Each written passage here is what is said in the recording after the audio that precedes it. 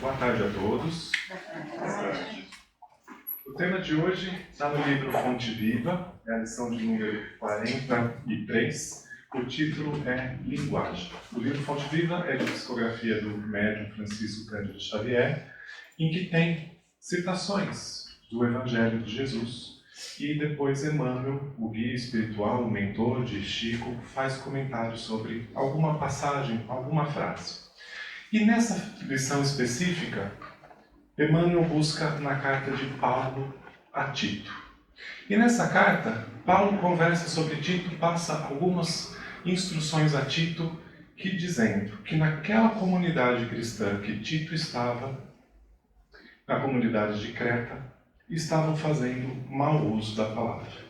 Então ali, os anciãos falavam o que queriam e deturpavam, e como Paulo define, falam uma coisa, adoram a Deus pela palavra, mas na prática não fazem nada daquilo que é realmente adorar a Deus. Então ele fala que é necessário olhar isso de perto, com carinho desses anciãos, o que está acontecendo lá, não só dos anciãos, como das esposas desses anciãos, que também devem ser mulheres íntegras, que não são dadas à calúnia, que não são dadas aos vícios, que sabem dar bons conselhos aos seus maridos, aos seus filhos. Então ele fala, preste atenção nisso. E fala, e sobretudo, Tito, seja você o exemplo do bom uso da palavra. E aí ele usa a seguinte frase, que é a que Emmanuel vai usar. A linguagem sã e irrepreensível, para que o adversário se envergonhe, não tendo nenhum mal que dizer de nós. Então, o que ele está dizendo? Preste atenção naquilo que você está falando, para que o outro não possa apontar o dedo numa falha sua, numa linguagem inapropriada, numa frase, numa palavra infeliz, que o outro se envergonhe do erro que ele cometeu, mas não que você seja motivo dele apontar esse erro. E Emmanuel, então, desenvolve uma lição muito rica sobre a importância de uma linguagem saudável, de uma linguagem irrepreensível. A primeira coisa que Emmanuel vai nos colocar é o seguinte: com a nossa fala, com aquilo que nós falamos, nós podemos abrir ou fechar inúmeras portas. E não é verdade isso? Muitas vezes nós vemos aquela coisa de a maneira que a pessoa fala, a abordagem que ela tem, ela consegue tudo. E aí vem a outra pessoa e fala assim, mas eu fui no mesmo lugar e não consegui nada. É o jeito que ela falou, o jeito que ela tratou o outro, a maneira como ela se colocou. Então, isso de como a gente pode abrir ou fechar as portas depende muito da maneira que a gente vai falar. E uma das coisas que Emmanuel coloca é não deixar transparecer aquele dia que nós não estamos com os melhores sentimentos dentro de nós. Todo mundo aqui, incluindo nós que estamos aqui, tem altos e baixos. Tem dias em que a gente não está no nosso melhor humor, que nós temos ali alguma angústia, alguma tristeza, alguma irritação. Segura isso de alguma maneira, não deixa transparecer. Não é justo que nós cheguemos para uma outra pessoa que está bem, que está feliz, e nós começamos a derramar esse tipo de inquietação, esse tipo de mal-estar ou de desequilíbrio, como ele coloca aqui, em cima do outro. Também pensa um pouco, o que eu vou falar para aquela pessoa? Será que se eu levar um problema, eu dividir um problema, ela vai poder ajudar? Ou eu só vou deixar a outra pessoa angustiada também? O que eu vou fazer? O que eu vou ter nesse contato? Então, esse cuidado que nós temos que ter, tanto do nosso falar, quanto o que nós vamos causar no outro. E aí ele levanta 3 coisas que valem a pena a gente prestar atenção. Primeira coisa, a queixa desencoraja. Então, se nós temos alguma coisa e nós começamos a nos queixar, naturalmente as pessoas já começam a se afastar. Porque ninguém gosta de estar ao lado de alguém que se queixa o tempo todo, não é assim? Ou então, se a pessoa se queixa de nós, às vezes vai, faz um trabalho, faz alguma coisa e só recebe queixas ao redor. O que nós vamos fazendo? Naturalmente, nós nos retraímos, nós vamos perdendo aquela liberdade de fazer o comentário que a gente quer, de se colocar da maneira que a gente se sente mais à vontade e a gente vai se fechando e se afastando da pessoa. Outra coisa que ele coloca, que tem que tomar cuidado, o verbo áspero chicoteia, açoita. É aquela palavra rude, é aquela resposta atravessada, é aquele olhar que a pessoa até segurou, mas no olhar transpareceu. Isso machuca o outro, isso fere o outro. Então é algo que a gente tem que tomar cuidado. Como eu estou falando com as pessoas? Será que elas merecem esse tipo de tratamento? Será que eu mereço esse tipo de tratamento? É esse o questionamento que ele convida que nós façamos. E por último, a maledicência. Se nós chegamos próximos de alguém que só sabe falar mal de todo mundo, a primeira coisa que a gente pensa é, a hora que eu sair de perto, vai falar mal de mim. Então, isso gera uma insegurança, isso gera, como ele coloca aqui, uma confusão. A pessoa é confiável, não é confiável. Então, ele fala, presta atenção nisso tudo. E traz um outro item que é, e quando o outro erra? Qual é o meu posicionamento? O que eu falo para o outro? Eu consigo acolher de alguma maneira, eu consigo instruir, eu consigo aproveitar aquela oportunidade para transformar aquilo num aprendizado, numa melhoria, numa transformação, de alguma maneira tocar o coração para que a pessoa não cometa mais o mesmo equívoco, ou eu ainda me coloco naquela posição de quem acusa, de quem sentencia diante do erro que traz. E aqui vale a pena nós recordarmos de Jesus e como ele se portava diante desses erros ou quando era trazido a alguma situação que ele precisava se posicionar. Em João, capítulo 8, versículos de 1 a 11, nós temos o caso trazido ali, relatado, da mulher adúltera. Então, conta que ele estava no templo, ensinando a todos que estavam querendo aprender, chegam e trazem até ele uma mulher e falam, ela foi pega em delito de flagrante adultério. A lei de Moisés diz que ela deve ser apedrejada. Você o que diz? Jesus, no primeiro momento, se inclina, começa a escrever no chão, como dizendo, ela tem os problemas dela, vocês deveriam cuidar de vocês. Mas eles insistem que Jesus tem que se posicionar. Então Jesus se levanta e fala, aquele que não tiver nenhum pecado, que atire a primeira pedra. E aí, um a um, eles vão deixando as pedras, vão se retirando, até que sobram somente Jesus e a mulher acusada, e ele pergunta, cadê todos? Não te condenaram? E ela responde, não, Senhor, não me condenaram.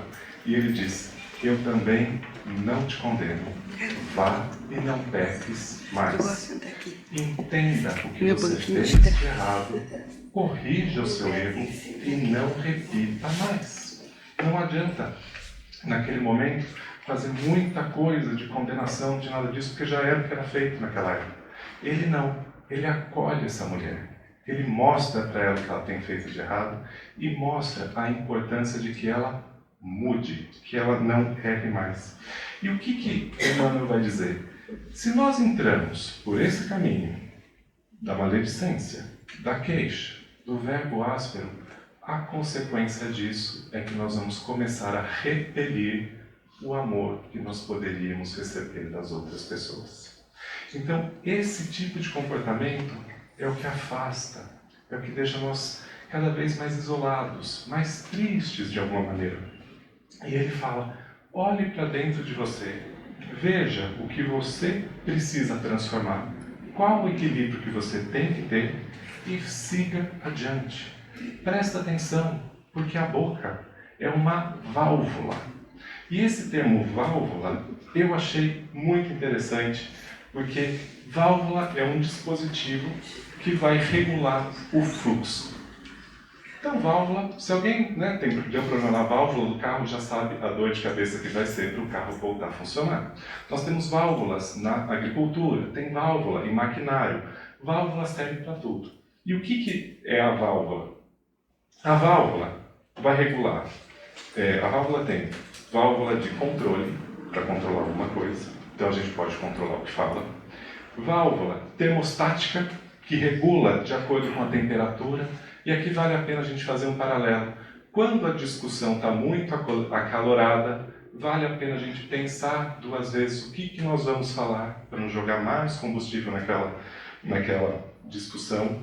Uma válvula de segurança, o que eu falo, o que eu deixo de falar, pode ser uma segurança para mim mais para frente. Uma válvula de retenção, que impede o fluxo ou determina qual o fluxo que as coisas vão ter, para onde elas vão caminhar. Então, diante dessa metáfora simples, mas ao mesmo tempo tão rica, que nós saibamos usar a nossa linguagem, a nossa boca, a nossa fala, como essa válvula que direciona para onde a gente vai, o que nós vamos plantar, o que nós vamos construir. E Emmanuel, por último, ele fala da linguagem, 3 itens que constituem a linguagem que valem a pena serem mencionados. Expressão, maneira e a voz. A voz, qual a entonação que eu dou ao falar alguma coisa? Às vezes a gente fala uma coisa, mas pela voz denuncia que a gente está querendo dizer outra. A gente tenta ser gentil, não sei o quê, mas a voz entrega que naquele momento a gente está contrariado. Um sim que às vezes é um não que muitas vezes é um sim. Então, primeira coisa, entonação que nós vamos falar. Nem branda demais, leve demais, que não transmite segurança, nem aquela entonação muito áspera que afasta as pessoas, causa antipatia, que seja adequada. O segundo, a expressão. Quais as palavras que eu vou utilizar?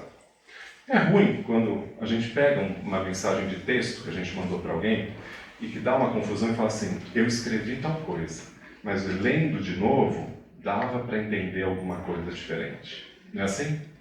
Então, a necessidade de ter essa clareza na hora de escolher quais as palavras que nós vamos utilizar.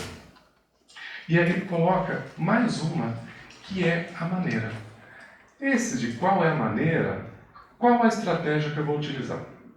Se a gente perguntar aqui para quem é casado e falar assim, eu quero conseguir tal coisa com meu marido ou eu quero convencer a minha esposa a fazer aí em tal lugar, eu vou falar de que jeito? Não é assim? Dependendo de como eu falar, eu sei que eu vou conseguir. Dependendo de como eu falar, eu sei que eu vou receber um não. Crianças fazem isso com os pais. Como que eles vão fazer para conseguir o que eles querem? Querem ganhar alguma coisa, querem ir na casa do amigo, querem jogar videogame. Como é que eles vão fazer? Qual é a estratégia que eu vou utilizar? Eu vou conversar, eu vou pedir, eu vou falar, eu vou fazer uma pergunta, eu vou trazer um questionamento. O que eu vou fazer para causar no outro aquilo que eu quero atingir? E aí nós podemos lembrar de Jesus, mais uma vez, numa passagem em que está relatado que ele está ensinando os apóstolos e ele fala o seguinte, isso está em Lucas, capítulo 9.